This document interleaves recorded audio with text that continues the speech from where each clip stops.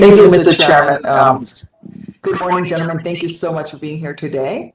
And thank you for your service to our country. While responding to the COVID-19 pandemic, natural disasters and civil unrest, or seamlessly integrating with the joint force and overseas operations, the National Guard and Reserve component continues to answer the call. Over the past 20 years, the high demand for reserve component forces has necessitated a shift from a strategic reserve to an operational force. In fact, last June, over 120,000 National Guard troops were mobilized, more than at any time since World War II. In short, our nation relies on our reserve component forces, the reserves and the National Guard, to defend the United States and fulfill the DoD's national security responsibilities. However, even though the National Guard and Reserves are serving in critical capacities and in dangerous duty assignments, they are not receiving the same pay and benefits as their active duty counterparts. The complexity of the current slate of duty statuses adds unnecessary confusion to activating reserve component forces. The disparity in pay and benefits between different duty statuses can also incentivize manipulating orders to minimize the service members' access to benefits. I believe duty status reform is necessary to ensure the National Guard and Reserve forces receive equal pay and access to the healthcare and educational benefits they deserve for the work that they do. Bottom line, service members doing the same job in the same place should not earn different pay and benefits based on their duty statuses. General Milley, could you please update me on the DoD's plans to address reserve component duty status reform? And when do you anticipate releasing your findings? Thanks, Senator.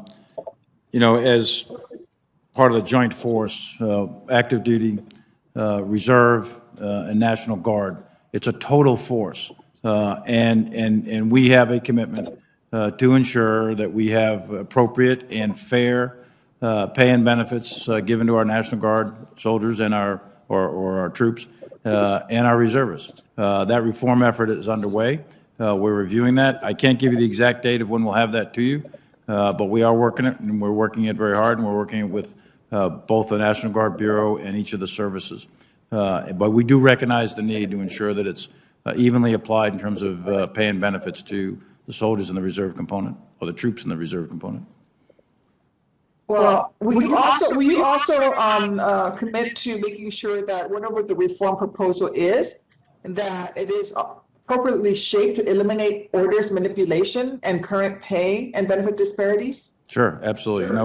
Our commitment is to ensure that everyone who wears the cloth of our nation, whether they're active, Guard, or Reserve, and no matter where they are treated equally in all respects to include pay and benefits. And I commit to that to you, and I'll get you the answer on the exact date of when the reform proposals are due in. Thank you. Secretary Austin, Reserve component service members are required to maintain the same proficiency in certain critical skill sets as the active component counterparts, even though they don't necessarily put on the uniform every day. This is especially true for pilots, for example. Yet they only receive the incentive pay at a fraction of the amount of active service members. I believe every service member, whether active or on reserves duty, deserves to be fairly compensated for maintaining mission essential skills. And the RAND Corporation has shown that incentive pay can help improve retention and is far more cost effective than training new service members to replace those who separate. As we continue to strengthen our National Guard and Reserve forces, we must retain our talented service members. That's why I introduced the bipartisan National Guard and Reserve Incentive Pay Parity Act to help ensure that reserve component service members in high skill roles are compensated at the same rates as their active duty counterparts. Secretary Austin, will you commit to exploring options such as the Incentive Pay Parity Act to help improve retention, especially of those service members with critical skills? I will, Senator, and for all the reasons that General Milley mentioned, our Guard and Reserve have done amazing work.